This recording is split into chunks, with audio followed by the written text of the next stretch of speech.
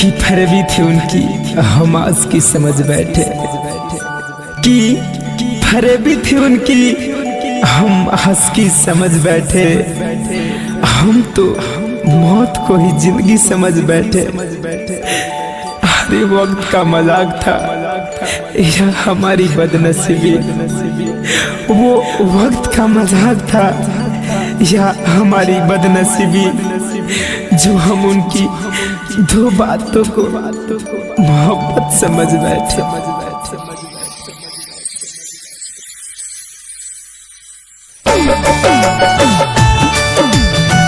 Music by Shiv Manmohan.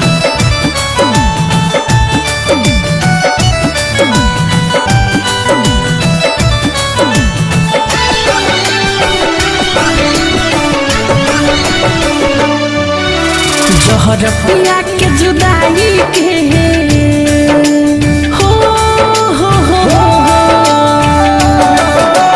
जहर पिया के जुदाई के जियल कैल मुश्किल, खून के आंसू हम रोता दिल, खून के आंसू हम रोता दिल। हम घुट घुट के जिहिल तुहरा हो तन तन को फिर, हम घुट घुट के जिहिल तहरा होता न तन को फिर। खून के आंसू हमारा रोता दिल है, खून के आंसू हमारा रोता दिल।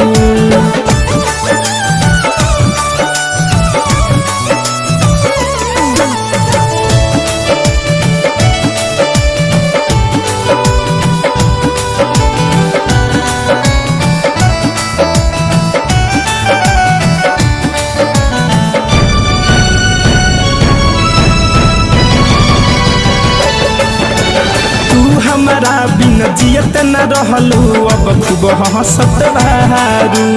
कौन कारण आज नागिन बन के हमारा के डहसत बहारू। हाँ तू हमारा बिना जियत न रहलू, अब खूब हंसत बहारू। कौन कारण आज नागिन बन के हमारा के डहसत बहारू। प्यार के जिंदगी देवे वाला भइल काहे कातिल, प्यार के जिंदगी देवे वाला भइल काहे कातिल।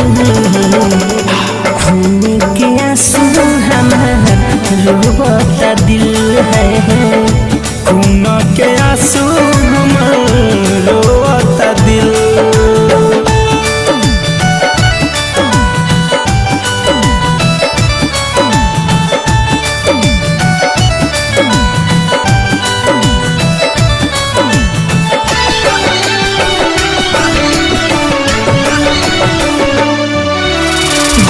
के बोझा माथ पले के हमरे जैसे ढोआबू, हम जितना आज ढोआतानी तू एक दिन रुआबू। गम के बोझा माथ पले के हमरे जैसन ढोआबू, हम जितना आज रोतानी तू एक दिन रोआबू। महेश परदेसी मीठू के कैल मोहब्बत में, मुकुंद मणि धनंजय के कैल मोहब्बत में। खून के आंसू हमन रोता दिल है, खून के आंसू हमारा रोता दिल। हम घुट घुट के जिहिल तुहरा हो तन तन को फिर, हम घुट घुट के जिहिल तहरा होता न तन को फिर। खून के आंसू हमारा रोता दिल है, खून के आंसू हमारा रोता